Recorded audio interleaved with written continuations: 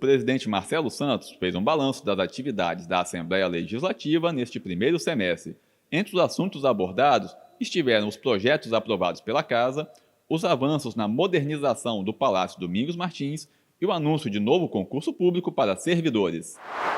Bom, finalizamos o semestre legislativo de uma forma muito positiva, com muitas entregas e resultados para a população do Espírito Santo, que é o objetivo da Assembleia Legislativa, né? Nós conseguimos finalizar esse semestre legislativo com a entrega da peça que é a Lei de Diretriz Orçamentária, que é a LDO. Ela é a baliza do orçamento, ou seja, ela é que baliza a elaboração do orçamento. Então, ela é uma peça importantíssima para que nós possamos apreciar o orçamento no segundo semestre e entregá-lo para a sociedade, porque tudo que você vota nesse ano no que tange ao orçamento, ele tem a efetividade a partir do ano seguinte. Então, finalizamos a LDO, vamos receber o orçamento no segundo semestre legislativo e, a partir daí, no ano de 2026, nós teremos aí um novo orçamento que foi iniciado o seu debate dentro da LDO, que nós finalizamos e entregamos já para o governo do Estado. Também tivemos algumas matérias que tramitaram aqui na Casa, a redução da alíquota do combustível do setor aeronáutico, né? Baixamos a alíquota de combustíveis para a aviação, principalmente para fomentar e movimentar a operação aeroviária no aeroporto de Linhares, aeroporto regional importante.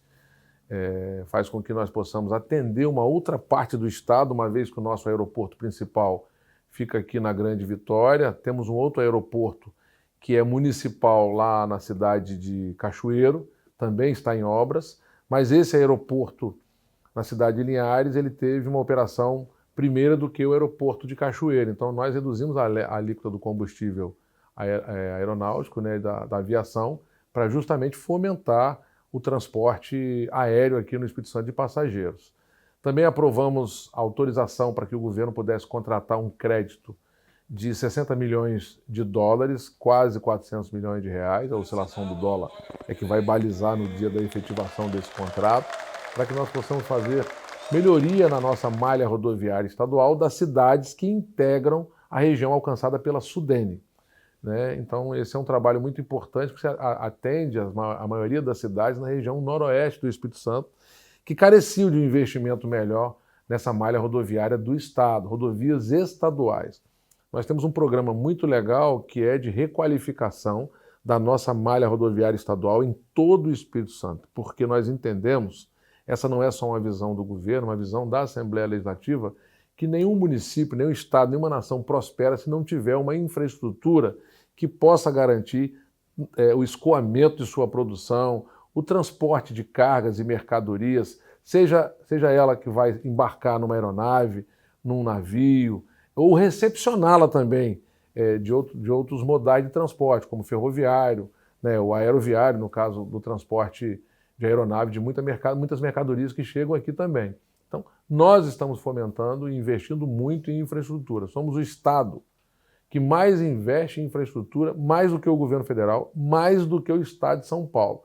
É um peso muito grande no investimento em infraestrutura. São 20% da nossa receita. O que o Estado de São Paulo investe, se não me falha a memória, são 6%. O governo federal é muito menor do que isso. Então, demonstra claramente que nós somos um Estado pequeno, população pequena, que produz, mas não consome, mas que garante com que a nossa produção, com que a estrutura estadual, principalmente a estrutura viária, ela seja uma estrutura com qualidade, segura e que atenda a todos, né? Do homem, a mulher do campo, do empresário, que movimenta, por exemplo, o setor de rochas, que foi agora alcançado por essa taxação dos Estados Unidos e que utiliza a nossa malha rodoviária estadual, acoplada à malha rodoviária federal, e que nós vamos dar uma condição melhor dentro da estrutura do Estado. Então, essas são algumas ações que nós promovemos aqui dentro da Assembleia Legislativa, finalizando esse semestre legislativo. Não lidero sozinho, é uma liderança compartilhada, né? Eu lidero com os meus colegas deputados, com os colaboradores da Assembleia. Esse projeto, por exemplo, do arranjo produtivo, ele é coordenado, a liderança é nossa na presidência, mas ele é coordenado pela Secretaria da Casa dos Municípios, a secretária Joelma, mas com o apoio de todo o plenário, todos os deputados e deputadas e servidores que trabalham ligados direto ao arranjo produtivo. Mas também tem o apoio consolidado do governo do Estado, que é quem coloca o recurso junto à ADERES, e a partir dela a gente consegue implementar esse projeto tão bacana que foi premiado nacionalmente. O arranjo produtivo, eu faço sempre questão de frisar de que ele não é só entregar uma muda, não é só entregar um calcário, não é entregar uma estufa, por exemplo, no plantio do morango, não é entregar só o macacão para quem está lá na apicultura ou uma caixa d'água para quem está lá na hidroponia. Não, é conhecimento. O conhecimento ele vai muito além de uma muda, muito além de um calcário que visa tirar a acidez do solo. O conhecimento é ele que vai fazer o agricultor, em especial da agricultura familiar, produzir mais e melhor e com menos. E aí nós chegamos, além do conhecimento e do acompanhamento dessa produção, com a diversificação. Aí chegam as mudas. 4 mudas diferentes daquilo que ele já produz na sua terra. E esse acompanhamento dos nossos técnicos que é fundamental. Além disso, nós também levamos ali uma coisa muito bacana, que é a preservação do nosso meio ambiente, principalmente das nascentes. Esse é um viés muito legal do programa Arranjo Produtivo. E também tem um outro viés, que são das parcerias, que é com a ADERES, como eu disse no começo, e com o SEBRAE, que eles nos auxiliam, por exemplo, por que o produtor está produzindo aquele tipo de fruto, para quê e para onde, vai comercializar em qual área, qual região e qual é o volume de produção. Então entra o SEBRAE para capacitar eles, principalmente para introduzir o que eles produzem no mercado. Mas só introduzir no mercado não funciona, então a gente certifica pequenas agroindústrias, porque é um conjunto de produtores que não só produzem, por exemplo, café, mas também produzem ali linguiça artesanal, produzem biscoito, produzem outros produtos que, acoplado ao que eles produzem no campo, fazem ampliar esses produtos à sua receita, melhorando assim a sua condição de vida, dando condição melhor na família, inclusive para os seus filhos, para os seus netos, e ao mesmo tempo evitando o êxito rural, porque é um incentivo para que a família continue ali produzindo. Essa alta do café, por exemplo, mesmo que tenha oscilado um pouco, ela estimulou a ampliação da produção de café. E aí o arranjo produtivo vai lá e leva conhecimento para que ele faça uma produção maior e melhor e com menos. Além de nós certificarmos pequenas agroindústrias, também nós damos uma consultoria para que eles possam também constituir associações. E aí você faz associações de pequenos produtores, você consegue, nessa produção pequena, ampliá-la, porque é um conjunto de produtores, e ao mesmo tempo fazer um volume maior de vendas para um dito mercado. E aí entra o SEBRAE para mostrar para ele como é que eles podem produzir, juntando as forças e a produção que eles fizeram, e para qual mercado vender. Então, é um projeto muito bacana, porque ele não entrega apenas a muda. É muito frio você falar que entregou X número de mudas ou que investiu X milhões de reais. O nosso objetivo é saber que nós fizemos uma mudança muito bacana na vida dessas famílias, que são camponeses, mulheres e homens que trabalham em pequena produção, numa pequena propriedade, mas que tem uma qualidade danada esse fruto que eles produzem. E é esse fruto que é colocado aqui na nossa mesa, a mesa aqui na Grande Vitória e até fora do Espírito Santo. E essa qualidade melhorada é o que nós temos de melhor no arranjo produtivo. Então, nós ganhamos um prêmio nacional por conta disso. Nós fizemos aqui uma escola de formação política para jovens, porque também um bocado desses jovens que participam nessa escola de formação, eles são integrantes da agricultura familiar, são filhos de homens e mulheres que produzem esse alimento lá no campo. E nós tínhamos uma expectativa de uma participação muito mediana, por conta do distanciamento dos jovens, por exemplo, e seu interesse na política. O que nos causou uma grande surpresa é que nós tivemos aí mais de 700 inscritos para a aula inaugural, que eu tive a oportunidade de ministrar, e, ao mesmo tempo, mostrar para esses jovens que o objetivo não é só que eles participem da política, aliás, não é o principal tema, é para que eles possam conhecer a importância da política na vida deles, o papel de cada um na sociedade, na composição dos poderes legislativo, executivo e até do judiciário. Qual é o papel do vereador, o papel do deputado, qual é o papel do deputado federal, do senador, mas também qual é o papel do prefeito, do governador, do presidente da República na vida das pessoas, nas cidades, no estado e na nação. A partir daí, mostrando como é que você consegue fazer uma gestão moderna, eficiente, com uma capacitação melhor do gestor. E aí vem a gestão pública, as políticas públicas que são aplicadas nas cidades, que são aplicadas no estado, que são aplicadas no país e aquelas que não acontecem. Então, o cidadão tendo uma noção exata de qual é o papel do executivo, do legislativo e o que ele tem direito de cobrar e participar, naturalmente nós estamos estimulando ele a participar de forma indireta e, quem sabe, participando de forma direta, colocando o nome à disposição para ser vereador, vereadora, deputado estadual, deputada estadual, senador, deputado federal, enfim, até governador, prefeito ou presidente da República. Para isso, é importante que eles tomem conhecimento da atividade do papel de cada um e entendendo o papel da política na nossa vida. Veja só você que nós somos agora taxados com 50% por conta de uma decisão do presidente dos Estados Unidos para o Brasil.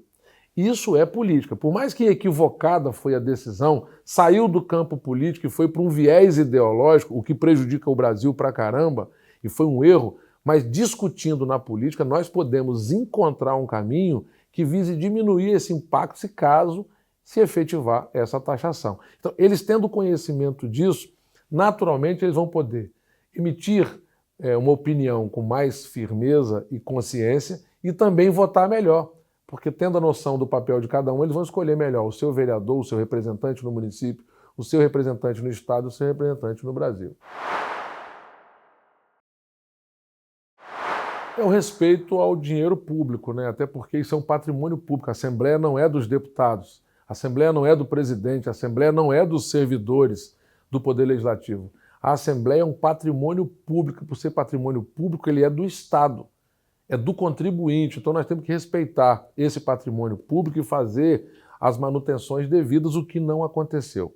Então nós tivemos que fazer uma intervenção um pouco mais severa, fizemos uma modernização muito bacana no prédio legislativa, onde ficam os deputados, ficam as comissões, e é importante que você saiba a importância das comissões no debate do dia a dia. São comissões como de segurança, de educação, de turismo, de meio ambiente, comissão de infraestrutura, comissão de saúde. Todos esses temas tratam de matérias que chegam aqui na casa ou de audiências públicas e temas, mesmo não tendo nenhuma matéria tramitando na casa, as comissões visam um debate de melhorar a prestação de serviço, por exemplo, de saúde, para as pessoas que não têm, por exemplo, um plano de saúde ou dinheiro para pagar um médico particular. Então, ao garantir um melhor ambiente de trabalho para os servidores e para os parlamentares que funcionam numa comissão de saúde ou qualquer outra comissão, e aí foi essa grande intervenção que nós fizemos aqui de modernização da Assembleia, nós vamos garantir um ambiente melhor, dando condição para que os servidores e os parlamentares possam produzir mais e melhor. Então fizemos essa modernização nos gabinetes de deputados, que é quem recebe todos os representantes da sociedade, todos os cidadãos, porque eles buscam no parlamentar uma resposta para um problema, que, por exemplo, seja do Estado ou do município, porque o parlamentar tem relação também na cidade. Então, é interessante modernizar para ter a condição de receber bem o cidadão, seja de onde ele for, de regiões do Espírito Santo. Também da modernização das comissões e dos integrantes da mesa diretora. E também fizemos a modernização da presidência da Assembleia, que a gente recebe aqui todos, com igualdade de oportunidade, né? Tipo assim, eu recebo aqui o ministro do Supremo Tribunal Federal, que já recebi, o presidente do STJ e outros membros daquela corte, mas também recebi embaixadores, cônsules gerais, já recebi aqui governadores, o presidente de assembleias de diversos estados da federação, como também recebo aqui um simples cidadão desempregado que gostaria de conhecer a Assembleia e o papel dela na vida dele, ou de fazer uma reclamação por conta de um serviço que ou não está sendo prestado ou está sendo prestado de forma totalmente equivocada, uma má prestação de serviço. Mas também recebo aqui o presidente da Federação das Indústrias, recebo aqui o presidente da Federação do Comércio, recebo aqui o presidente de uma associação de agricultores, produtores e de uma associação de lideranças comunitárias. Então, assim, eu recebo aqui a todos e ter uma modernização como essa é muito importante, que é um ambiente que a gente oferece, porque não é um patrimônio, como eu disse, do presidente da Assembleia, nem dos deputados, nem dos servidores. É um patrimônio público que é de toda a população do Espírito Santo. Bom, eu posso dizer que não só ao longo desse primeiro semestre legislativo, desde quando nós chegamos aqui na Assembleia, nós instituímos o que eu posso traduzir em uma única palavra: respeito. Respeito entre os pares, respeito com os servidores, respeito com a população, respeito com as instituições e os poderes constituídos. Esse respeito nos dá uma condição muito bacana de dialogarmos, mesmo não concordando com a opinião de um chefe de uma instituição, de um chefe de um poder. Como representante de uma federação, de uma associação, nós podemos não concordar, mas temos que respeitar a opinião. E aí, no diálogo, você pode me convencer de que minha opinião esteja equivocada, ou até mesmo eu convencê-lo de que o caminho que você está seguindo não era o melhor caminho. Então, hoje eu posso dizer para você que nós temos um amadurecimento dos poderes, das instituições e também dos cidadãos. Não posso falar de todos, mas no Espírito Santo nós temos aí uma população que observa muito mais do que antes a relação entre os poderes, que era quase nada. Então hoje nós temos aí sentado numa mesa o Poder Judiciário, o Poder Executivo, o Poder Legislativo.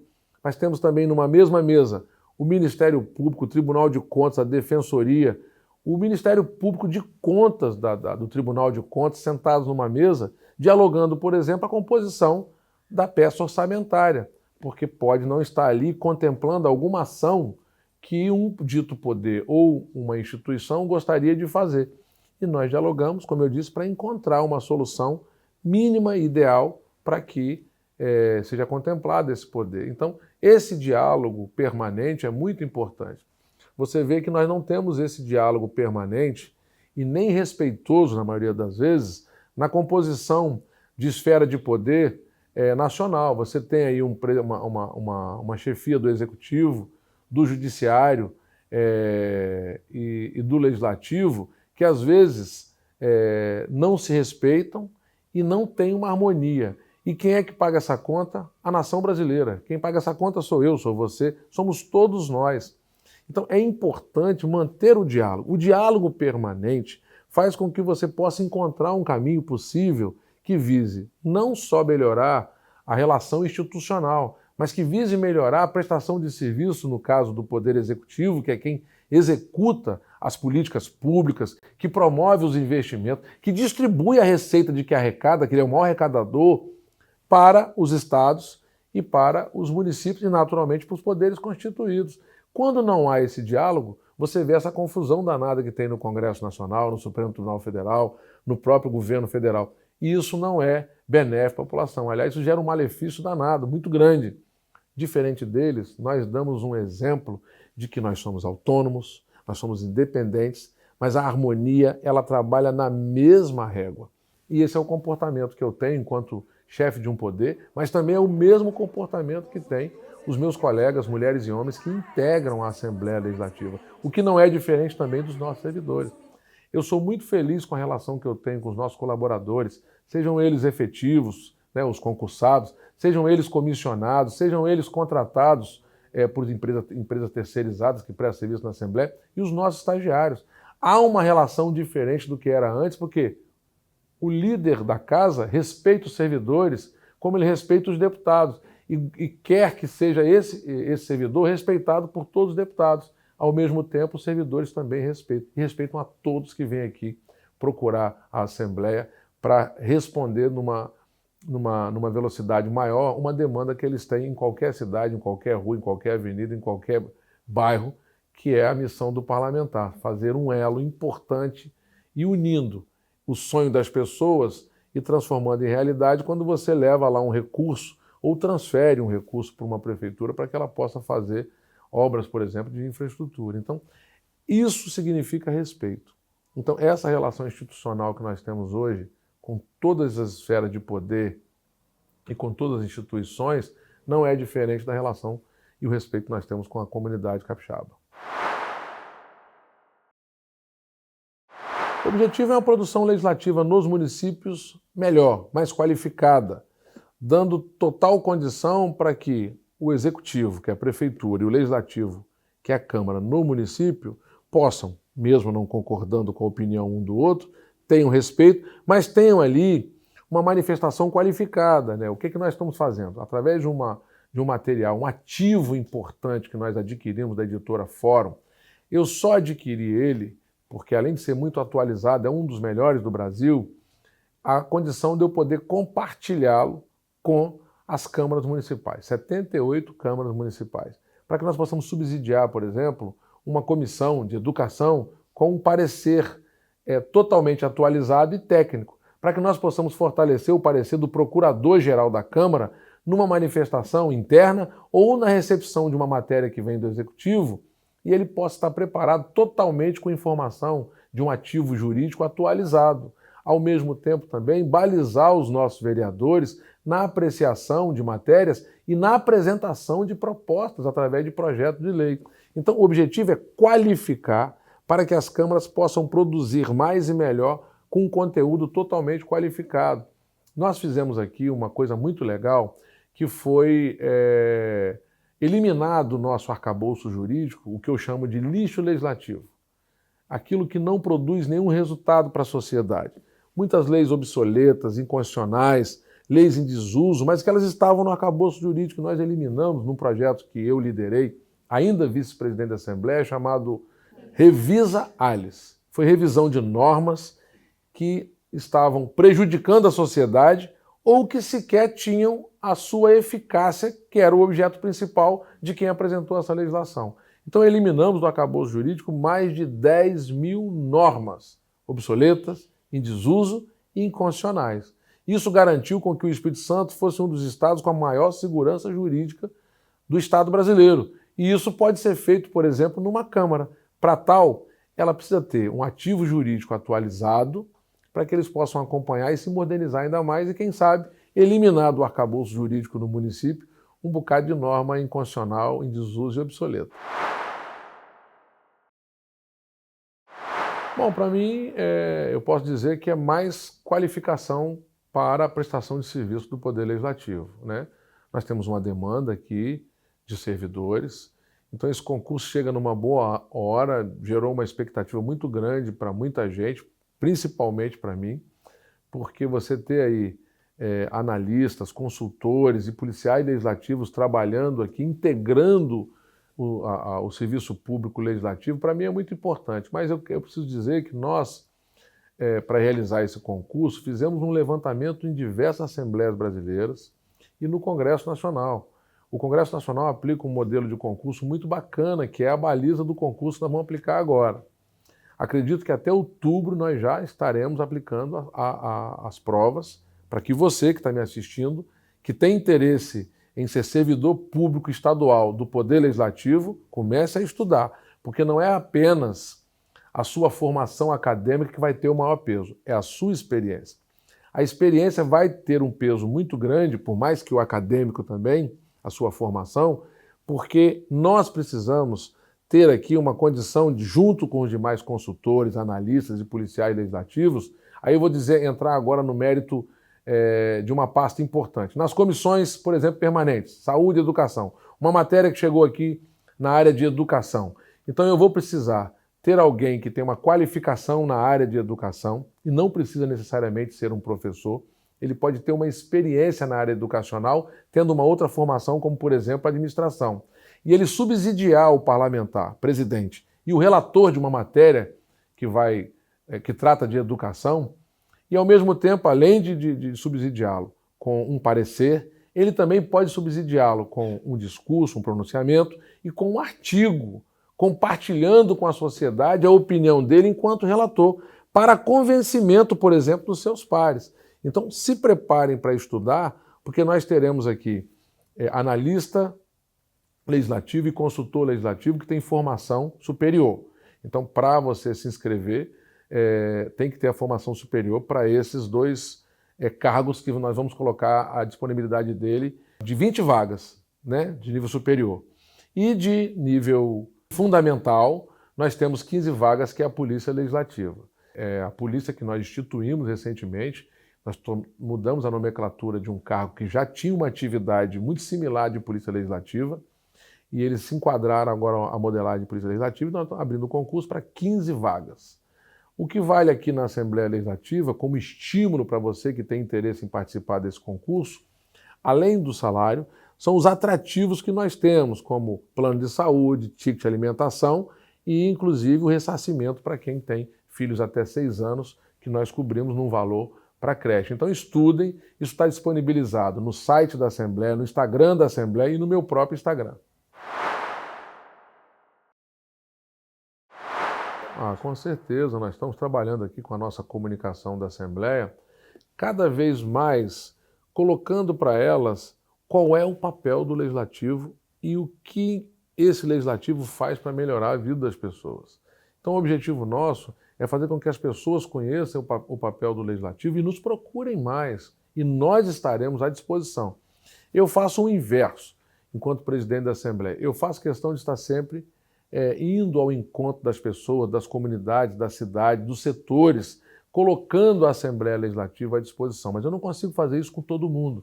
Então a Assembleia está de portas abertas para ser recepcionada pelo presidente, mas de todas as senhoras e senhores deputados, porque nós somos a casa representativa, a caixa de ressonância da sociedade.